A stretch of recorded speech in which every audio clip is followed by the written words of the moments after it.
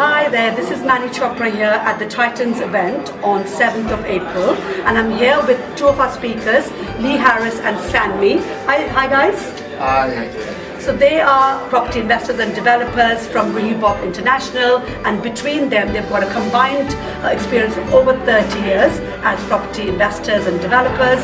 So we're really quite excited about their talk today, and just wanted to give you a bit of flavor of what they're going to be sharing with us.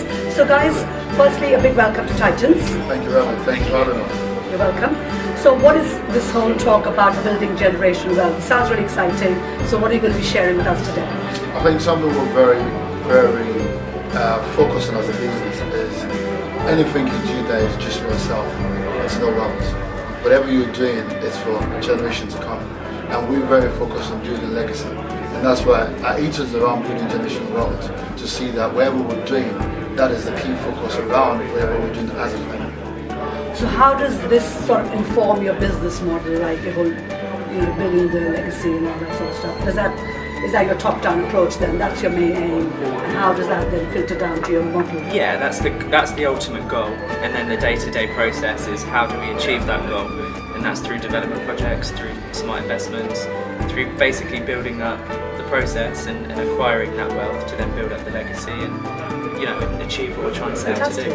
So what sort of projects are you guys focusing on, and what have you been doing the last sort of couple of years? So we do a lot of development. We're heavily involved in a lot of church projects. We do a lot of joint ventures with churches. We also do a lot of acquisition for churches where we find them buildings as well. That's part of what we do. And we're very creative with the way we look at buildings. We're not just your typical developer that we look at a building and think, this is a stack up. We find a creative strategy around every building. There is something we say in our team is called space optimization. How do we see that we can optimize the best out of the space? And that's why we've been able to stay in the business for a long time. And we've won a lot of awards for what we do as a business as well. The creative part is what we've won a lot of awards for as well. Brilliant. I think it's a very interesting strategy actually, as I think, from what I see deals coming through, a lot of deals nowadays are churches and, potential church conversions. So personally, I've not done them, and I've stayed away from them only because I don't know enough about it. Yeah. But maybe working with someone like yourself would enlighten me. And I think, as you said, the design and the optimizing the space is where it's having that creative eye, as it were, right? Because they're not regular normal buildings. They've obviously got something unique and different about them. That's great. It's understanding the criteria as well, what churches need and what they're looking for, and then how can we provide that for them, but then also optimise the additional space. So can we incorporate some residential, or can we incorporate D1 space that maybe isn't a church, maybe a nursery or something like that. So it's having that knowledge and the understanding, it really helps us maximise the value of everything that we do.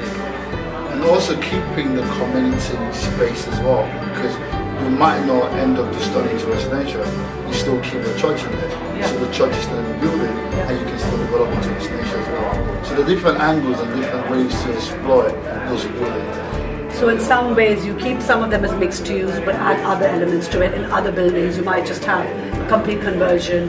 It just depends on what the project is. That's correct. And how do you find getting planning on these sort of church conversions? Planners are very receptive, because it's like you're bringing the old and new together, so there's a mix, and there's that blend of mixing the new and the old together. And also knowing that those buildings are community space and community hub, and for the councils, you're not losing those sites. You're still preserving the element of the old church and then bringing back the new as well. So you're almost always yours community use as yeah, well. So we usually retain a church or community element to the development, which is obviously received a lot better by the council, because I think the main problems are when you try and lose the community space. Yes. That's where there's the challenge, but we're always trying to repurpose that and put it back in, but then optimise additional ones. So. And do you manage to get airspace extensions and things as well on churches? Yeah. You do? That's the reason I said space optimization. That's key. If we can optimize the space, there's just no point of us going for planning. So guys, if you have a church deal that you've seen recently that you think, oh, it'd be interesting, but not quite sure what to do with it, get in touch with me. And it doesn't have to be churches, it can be a D1 or a D2. Yeah. What other specialties are you focusing on? I'm mean, typical development projects, investment projects, PD opportunities, land, that kind of bungalows, thing. Yeah. large sites. Yeah, but where we kind of separate ourselves from other developers is basically our niche. That's what we do. Another thing is, there's just not even just churches, old church building. Because you can look at, we have currently in the pipeline an old theatre that was turned into a church, and we're building on the car park. So the church is still there, the theatre is still going to be there, the bingo is still there, we'll develop on the back of the bingo. So buildings like that can still be used for that. So many times developers look at the elements of, it's an old church, it's a bingo building. The bingo building can still be used as a church, and you can still develop around it. So there's a big project in Clapham that was done by an architect, John, he was able to build around an old bingo building, and he had planning for about 62 flats. And keeping the bingo hall as well as 62 flats. That's in Clapham. That's a big site. Yeah, that's a big one. So you can also do that. There's that element of mixing that. And similar to what we have in Dartford, which we're going to be talking about today. The Dartford used to be a police station. You do a lot of police station and court building. So not just churches. So we've got police station, we've got court building, we've turned into a police station will turn into an ecosystem of businesses. And same with the courthouse. The courthouse will turn into co-living. We're renting that out to NHS. So there's a lot of opportunities around the old building. We focus so much on the old building and bringing them back to life. Yeah. It's a very interesting model actually, guys. So you know where to find Rebooth. What's the best way for them to get in touch with you? So on Instagram, you can follow us on Rebooth Property on Instagram.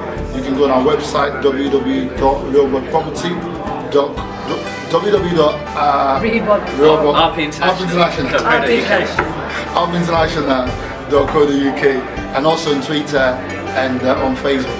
Brilliant, guys. So sorry you missed the event today, but our next event's on Thursday the 12th of May. Do look at our website. We get incredible lineup of speakers every single month. So yeah, hope to see you at the next one. And thank you guys for coming along today and for your time. Thank you so much for having us.